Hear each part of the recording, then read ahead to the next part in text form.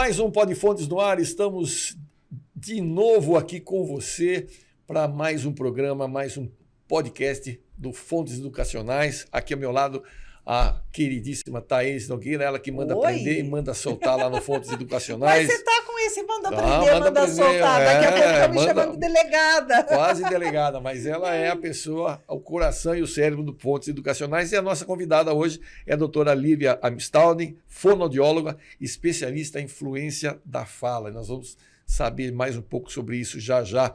Lembrando a vocês que o Podfontes é um oferecimento da Janaína Collum, da Fonoáudio, a Karina Dreirich, da Se Desenvolvendo, Benjamin Psicologia, Madame Linguagem. E tem o apoio cultural da Cerqueira Jorge Advogados e do Portal de Indaiatuba, o mais completo da cidade. Isso mesmo. E se você ainda não acessou o Portal de Indaiatuba, não perca a chance. www.portaldeindaiatuba.com. Solamente, para no com. E aí você vai acessar lá todas as informações da cidade e região e, claro, tem o link direto para o Fontes Educacionais. Sem contar que também tem o material publicado lá, não só do Fontes, das parceiras e parceiros do Fontes também. Exato. E os artigos. Dos artigos. Os artigos. Então, não perca tempo. Pois é, então vamos começar, não perdendo tempo aqui também, vamos começar aqui com a doutora Lívia. Vamos lá. Lívia, seja bem-vinda, obrigada por aceitar o nosso convite, é um prazer tê-la aqui. Conte um pouquinho da sua história, da sua formação, para as pessoas que estão nos assistindo te conhecerem um pouquinho. Vamos lá, então. Primeiro, queria agradecer a oportunidade. Falar de fluência é um tema que, para mim, é uma delícia. E levar informação sempre é importante aí para a nossa sociedade. Com certeza. Bom, eu, como fonoaudióloga, me formei há 25 anos pela PUC de Campinas. Desenvolvo meus estudos na área, desde então, né, da clínica, da fonoaudiologia clínica, mais nos atendimentos da linguagem oral, leitura e escrita.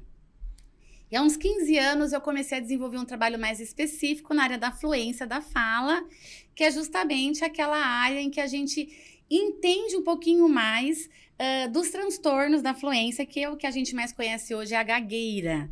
Né? Então, eu venho, durante todo esse tempo, após o mestrado e o doutorado que eu tenho pela Faculdade de Ciências Médicas da Unicamp, eu comecei, a partir daí, então, subir esses degraus aí nos estudos da fluência.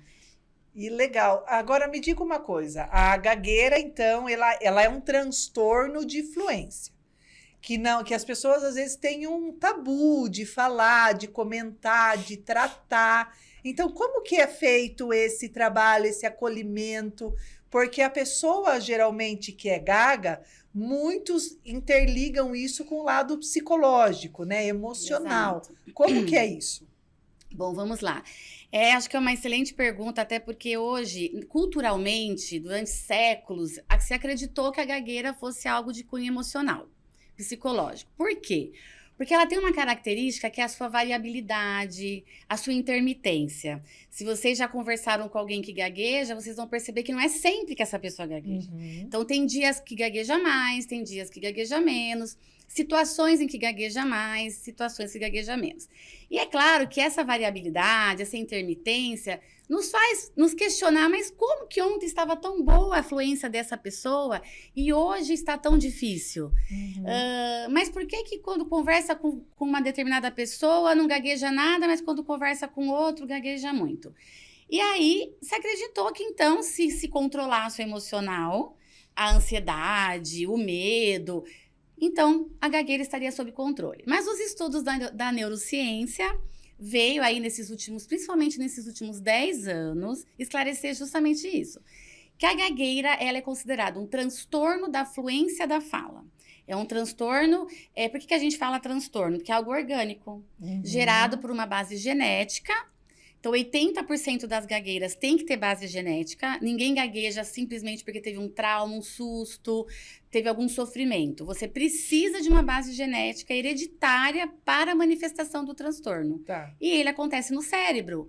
As áreas recrutadas para a fala, elas estão funcionando diferente por conta desse mecanismo gênico que molda, né, todas as nossas funções do nosso corpo. Legal. Então, ele é considerado um transtorno da fluência da fala. Ou seja, então, por exemplo, para as pessoas que estão nos assistindo entenderem a curto modo, É como se esse reloginho, na hora que ele estivesse funcionando, ele trava e repete porque ele precisa de um estímulo neural para rodar certinho.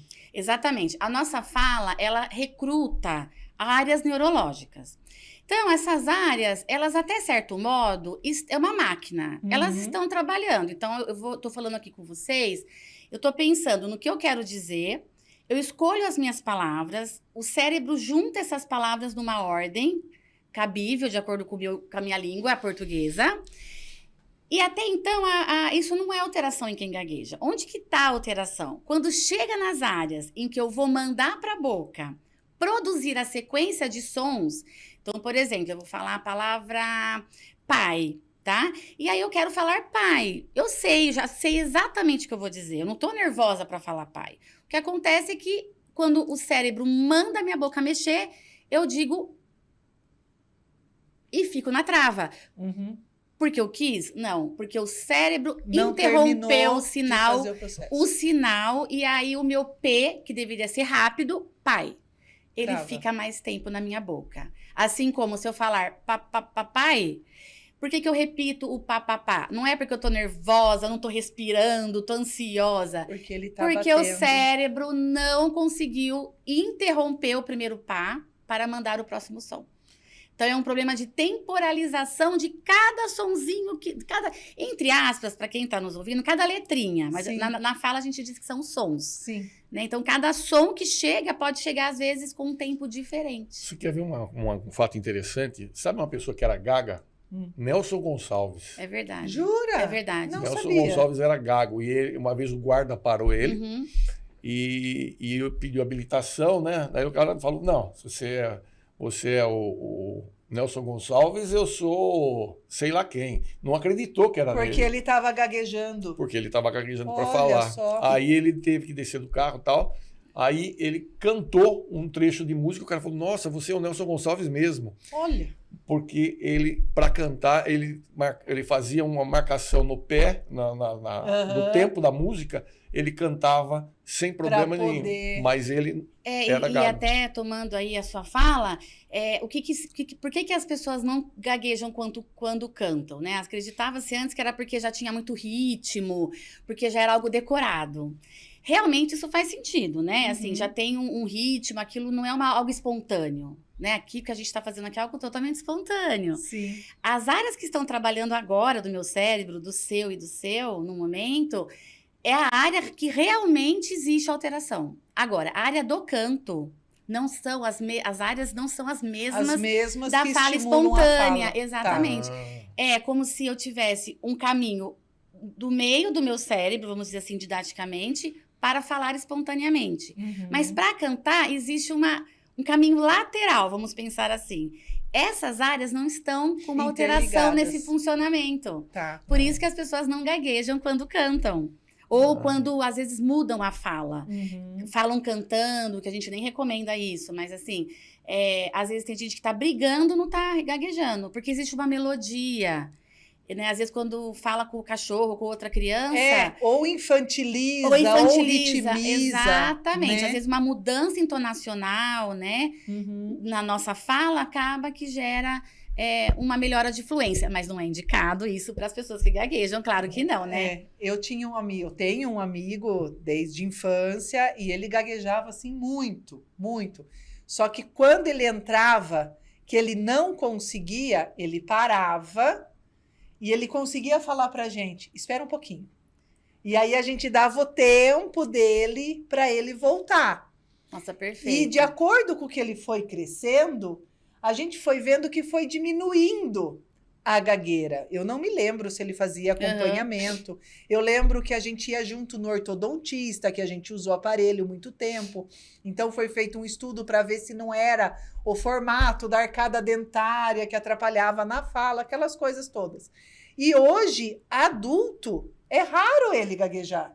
É muito raro. Então, assim, da mesma maneira que a psicopedagogia treina o cérebro para criar estratégias e habilidades para aprender, para se desenvolver, a fono vai criar essas estratégias também. Sim, né? O seu exatamente. papel dentro da gagueira, da fluência, vai ter esses processos também? Sim. Como que é o acolhimento desde quando a pessoa chega? Antes até de responder, eu achei muito interessante quando você falou, né? Eu dou o tempo de fala. Eu dei o tempo de fala para esse meu amigo.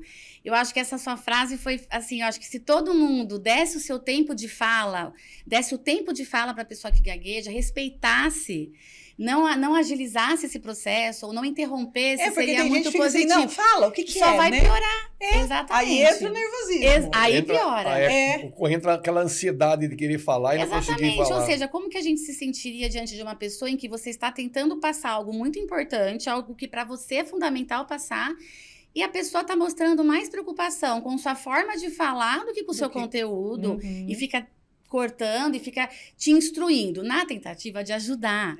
Mas eu sempre digo assim, ó, quer ajudar alguém que gagueja? Não faça nada além de ouvir com atenção e respeito e espere cada palavra ser terminada no tempo que a pessoa precisa. Então, acho que isso é... Então, achei muito legal da sua parte você falar essa frase que nós, fonoaudiólogos, a gente usa muito. E a gente Respeite o tempo de fala. A gente aprendeu a conviver com a gagueira dele. Né? Porque Exato. era nas brincadeiras, correndo na fazenda, correndo em casa, correndo na rua, e de repente ele começava e ele fazia assim com a mãozinha, como Pra quem se diz, reorganizar ali. espera que eu vou terminar. E a gente esperava. Maravilhoso. E respondendo a sua pergunta sobre a questão das estratégias do atendimento. A gagueira, a gente nunca fala de cura para gagueira, nem de quando é criança. O que acontece é que assim, ó, a cada 5 crianças que gaguejam, 4 delas vão ter uma remissão espontânea do quadro, mas pode demorar muitos anos essa remissão, como pode demorar 3 meses. Então, a criança entre 2 e 4 anos vai apresentar a gagueira se ela tem uma predisposição. Não é porque ela está aprendendo a falar, senão todos nós teríamos gagueira no início. Então, a cada 5 crianças que têm o transtorno da fluência, o transtorno, tá? 4 vão, devido à plasticidade, o nosso cérebro de bebê, de criança ainda é tão plástico, tão moldado. Tem várias razões que as pesquisas estão tentando ver por que essas 4 teve a remissão e essa não.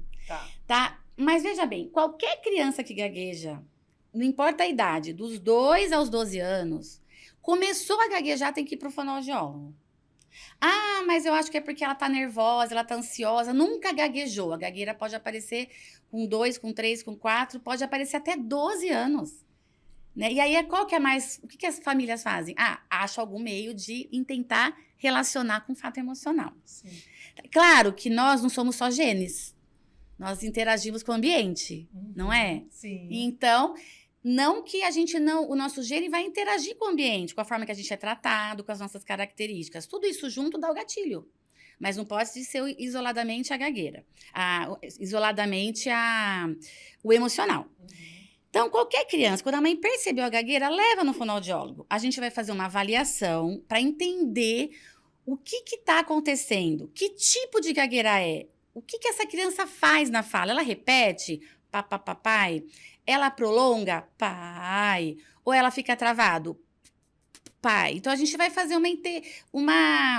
algo muito complexo assim nessa avaliação para entender isso. E mais importante, como ela se relaciona com o que está acontecendo.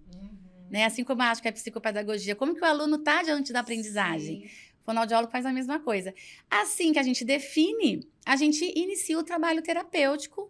Que aí, para cada faixa etária, Thaís, é um tipo. Então, dos 2 aos 5 anos, a gente tem alguns tipos de estratégias.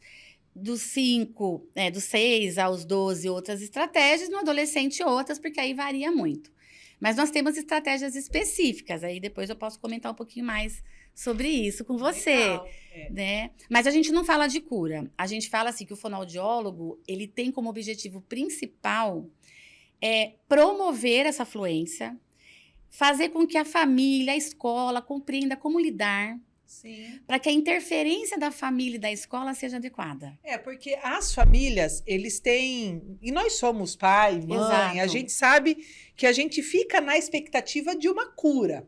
Assim Fica. como o pai chega para mim, para o psicopedagogo, e fala assim, quanto tempo para ele sarar? Não tem o sarar. Exatamente. A dislexia não sara, Exato. o TDAH não sara, o DPAC, o déficit do processamento auditivo. Você cria estratégias, né? Então, quando eu falo para os pais, não, Sara, nós vamos criar estratégias e novas habilidades para se aprender. Treinar a atenção, treinar a memória, né? Treinar a alfabetização, fazer toda essa estrutura. E foi algo que a gente conversou, né, num dos programas que a gente gravou sobre a psicopedagogia neurocognitiva, que o Jair falou, mais psicopedagogia para Alzheimer, para o AVC? Sim, porque é uma terapia assim como a Porque fono. estimula áreas neurológicas. Sim. E a gente pode ser estimulado para sempre. Mesmo que a idade vá chegando, nós temos condições de estimular esse nosso cérebro.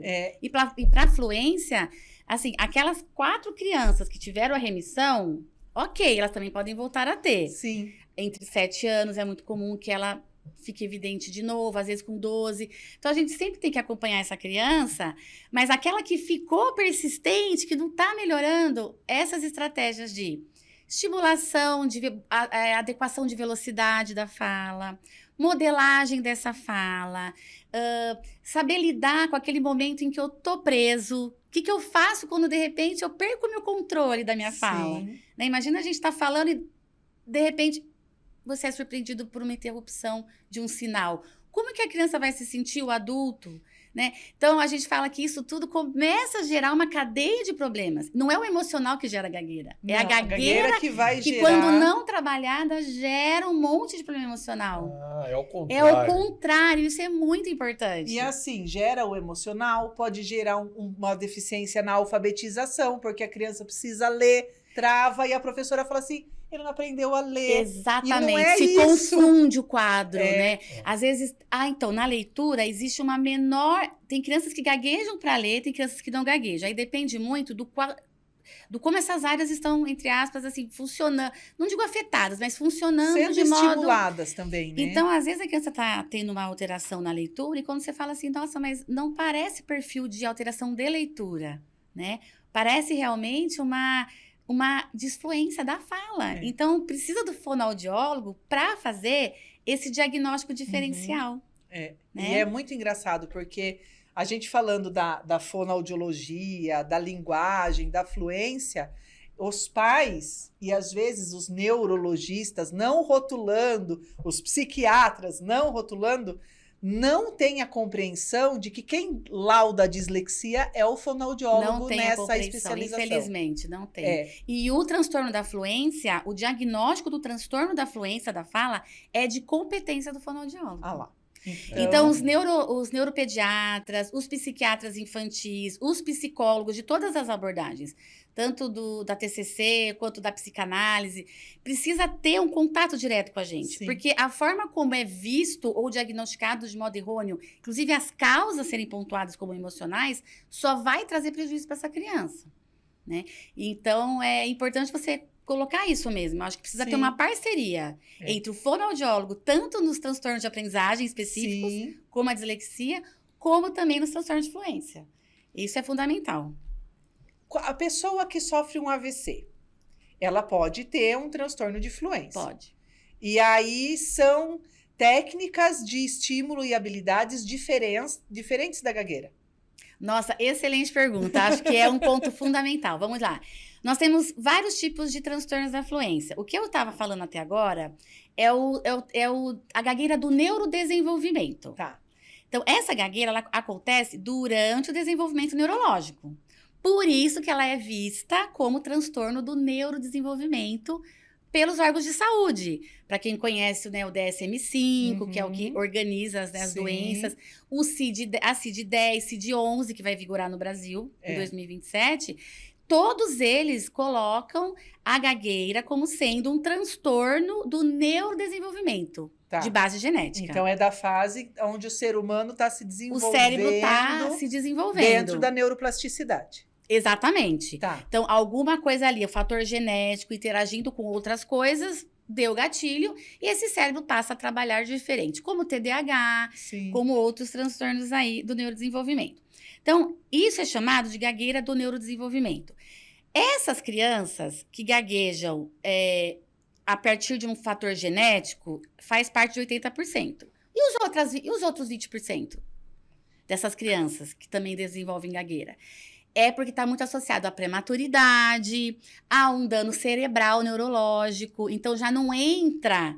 Assim, vamos pensar que tem algumas diferenças aí. Eu posso ter um parto prematuro, um bebê que sofreu muito, e esse cérebro que Sim, plástico, oxigenizou. as áreas da fala recrutadas ali para uma boa fluência estão alteradas. Uhum. Então, a gente tem 80% como fator genético, 20% com outros fatores perinatais, né, Tá. de nascimento. Tá, mas e quando a pessoa começa a gaguejar, depois dos 13, 14, 15, 20, 30 anos, 60 anos, como que a gente enxerga essa gagueira? Já não é mais considerada a gagueira do neurodesenvolvimento. É a gagueira adquirida, Tá, que é quando acontece um AVC mesmo. certo. Olha, durante o quadro de Covid, nós tivemos muito processo inflamatório. Caramba. O processo inflamatório também pode gerar gagueira. Ah, isso eu não sabia. Sim. Isso é novo para mim. Inclusive, tem uma síndrome, chama PANDAS, que é causada que as crianças pequenas, elas adquirem a Streptococcus, Uhum. aquela bactéria gravíssima, causa um processo inflamatório no organismo e elas começam a gaguejar. Só que depois que descobre, toma um antibiótico com essa síndrome, você reduz o quadro, tá? Então, no caso da gagueira do AVC, geralmente ela está sendo cuidada pelo neurologista. Uhum. Mas é claro que, se ela teve um AVC e ela teve alterações de modo geral na fala, o fonoaudiólogo vai trabalhar. Muita coisa pode ser parecida com a outra gagueira da infância. Tá. Mas na gagueira neurológica, existem outras especificidades ali, tá? Então, embora a terapia seja um pouco similar, às vezes essa pessoa tem outras alterações de fala, Tá. de linguagem, E de aí, comunicação. nesse caso, até o de neuro... compreensão. Daí nesse caso é muito importante a procura de um neuro, Com certeza. especialista, fazer a tomografia, fazer os Tudo. exames certinhos, para ter certeza de como vai se tratar dentro de uma rede multidisciplinar. Com certeza. Se nós adultos, começarmos a gaguejar de repente, sem nenhum sinal, é ir para o neurologista urgente. Porque aquilo Ele tá pode dando até sinal. tá dando sinal. Tá dando Tá sinal, dando é. sinal. Até prévio de algo que não tá legal, Tá. né? Isso é muito importante. E me diga uma coisa, dentro do síndrome de Down, Sim, a gente percebe que o síndrome de Down ele tem características devido à sua síndrome Sim. e eles têm uma dificuldade na fluência. tem. Entra nesse espectro da gagueira? Entra. E aí você toca num ponto importante, que são as comorbidades, tá? A gagueira, ela faz parte do transtorno do neurodesenvolvimento. Ou seja, o cérebro, ele é um só. Então, não dá pra gente dividir. Ou eu tenho só gagueira, ou eu tenho isso, ou eu tenho aquilo. Às vezes, você tem um TDAH, que é um transtorno do neurodesenvolvimento, só que aquela alteração funcional também abrange outras questões, que aí você pode ter uma gagueira também. Então, a gagueira, ela pode estar junto com outros quadros. Síndrome de Down, autismo, TDAH. Olha isso. Exatamente. Então, às vezes, as pessoas escutam a criança com síndrome de Down falar, não conseguem identificar que aquilo é uma gagueira. Por Porque conta como da ela- deficiência da boquinha, né? Da Exato. formação da boquinha. Exatamente. Fica aquela boquinha mais difícil, aquela língua mais protrusa, mais pra Uhum. frente. Então, você começa a achar que tudo vem daqui, mas não vem. Então, é muito comum a gagueira junto com a síndrome de Down, o autismo e outros transtornos do neurodesenvolvimento. O trabalho é igual.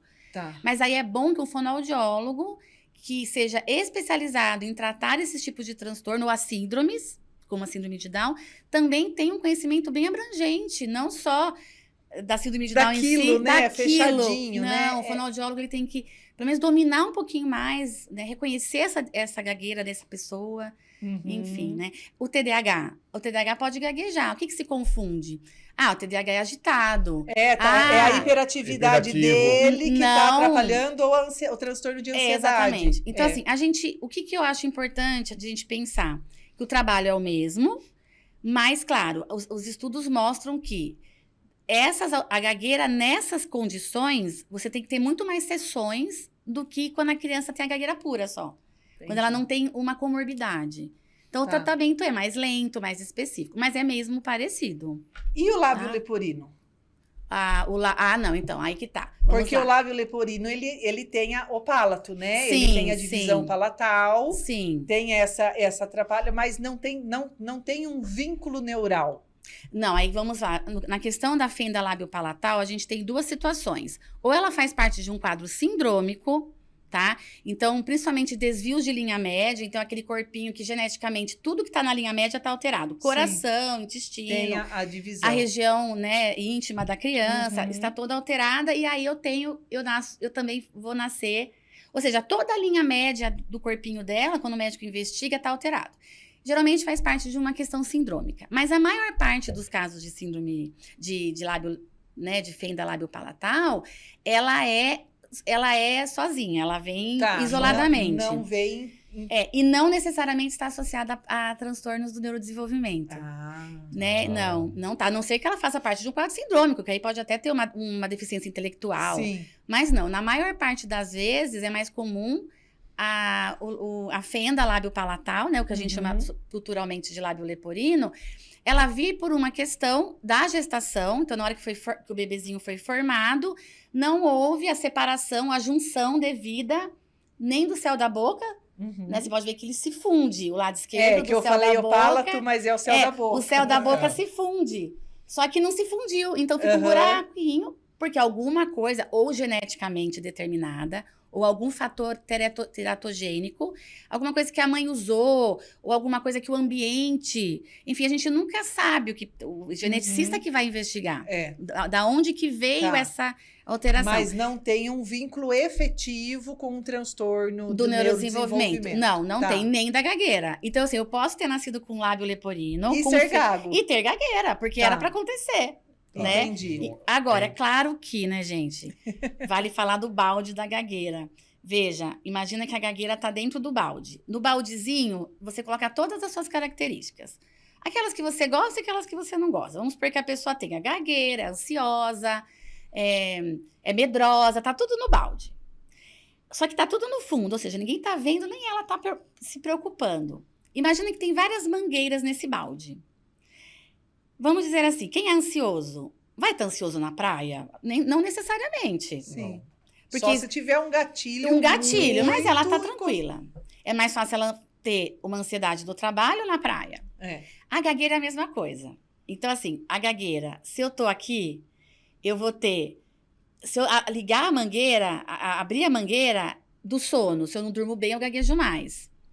Se eu tenho lábio leporino, se eu tenho uma fenda de palato, eu fiz cirurgia, eu tenho uma alteração de comunicação.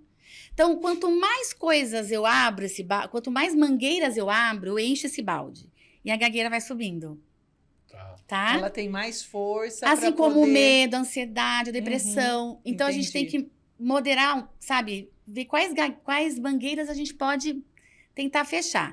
Então, por que eu falei desse balde? Porque quando eu tenho uma síndrome de Down, uma dificuldade de comunicação pela fenda lábio-palatal, uma dificuldade de sons.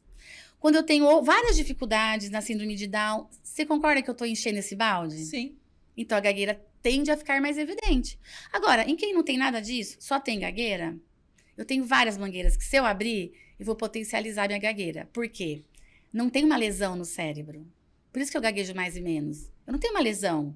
Se eu durmo bem, posso gaguejar menos. Se eu durmo mal, eu posso gaguejar mais. Então, se eu sou uma pessoa que gagueja e que tenho síndrome de Down, é claro que o meu balde tá com mais coisas. Tá. Né? A síndrome de Down já tem as suas dificuldades. Né? Se eu tenho TDAH e hoje eu tô num dia agitado, tô muito hiperativo, não tomei medicamento, eu enchi meu balde do quê? De agitação, de pressa. Gente, é claro que a minha fala vai sofrer influência. Sim. Então, a nossa fala, ela sofre influência de várias coisas, não é? Então, eu queria deixar isso bem claro, que apesar de certas coisas não ter ligação direta com a gagueira, elas podem aumentar. Acontecer. Então, se a gente fosse pensar no divertidamente, deveria ter a gagueira também. Porque tem a felicidade, tem a ansiedade, tem o tédio, tem a raiva, mas não tem o gago. Sabe uma coisa que eu faço muito no consultório? Eu uso os personagens do filme para monitorar o balde da criança. Então, às vezes a criança fala assim pra mim: Olivia, o meu amigo tirou sarro de mim. Eu fiquei com muita raiva. Eu falo, então você colocou a raiva dentro do baldinho? Ou seja, tá Aí enchendo. A raiva fez ele fazer o quê? Falar mais forte com o amigo, mais rápido, ficar tenso. Gente, se eu já sou suscetível a gaguejar e o meu cérebro tá trabalhando com a minha emoção, É claro que eu vou gaguejar muito mais. E não é porque isso está causando a gagueira. É que o cérebro não dá conta de tanta demanda. Controlar a raiva, controlar o nervoso, controlar o que eu vou falar para esse amigo. Então, o que eu queria que ficasse claro é isso, que a gagueira, ela não é causada por questões ambientais, mas ela é agravada, assim como a depressão, a ansiedade, a depressão, a síndrome do pânico e outras questões, né? E às vezes eu uso os personagens do Divertidamente para isso. Falo, então o seu balde essa semana tá com raiva, tá ansioso, eu tenho uma prova. Eu tenho que falar lá na frente com a turma. Uma prova oral. Já pensou a criança que tem essa dificuldade? E eu não dormi bem. Eu falo, então o seu balde tá cheio? Ele fala assim, Lívia, eu gaguejei muito essa semana. Também meu balde tava cheio. Eu não dormi bem, fiquei gripado. Então a criança, ela desenvolve empoderamento. Ela já consegue identificar o que vai gerar. Né? E aprende a trabalhar com isso. Isso a gente também, trabalha né? muito na terapia também. Legal, não é só com a fala, mas é com isso, o entorno, né? Exatamente. E quem quiser conhecer mais, falar com a doutora Lívia, como é que faz? Olha, eu fico à disposição sempre pelas redes sociais, então o meu é Lívia _ Fone Indaiatuba, é o meu Instagram, né? Eu tô sempre atendendo as mensagens por lá, sempre divulgando matérias, enfim. Eu também faço parte da Associação Brasileira de Gagueira. Eu sou da diretoria, então a Associação Brasileira de Gagueira, ela é uma ajuda à população. Então, quem quiser também entrar em contato com a Abra Gagueira, pode ficar à vontade também pelas redes sociais, né? @AbraGagueira. E todo mundo que entra em contato comigo, seja para fazer agendamentos, eu realmente atendo por lá, já passo o meu contato e aí a gente vai conversando para fazer o alinhamento dos agendamentos. Maravilha. Muito legal. Infelizmente, o nosso horário terminou, mas Acabou. olha, passou rapidinho, foi muito, muito rápido. E mesmo. aprendemos coisas novas, hein? Coisas novas, Eu com certeza. nem imaginava que Eu tinha agradeço. alguns aspectos aí, porque assim, é uma coisa que a gente fala muito aqui nos nossos encontros, né, nos nossos programas, o quanto é importante as famílias entenderem que nenhuma profissão da saúde física e mental trabalha sozinha. Nunca. É uma rede multidisciplinar que se apoia, que se ajuda junto com a família.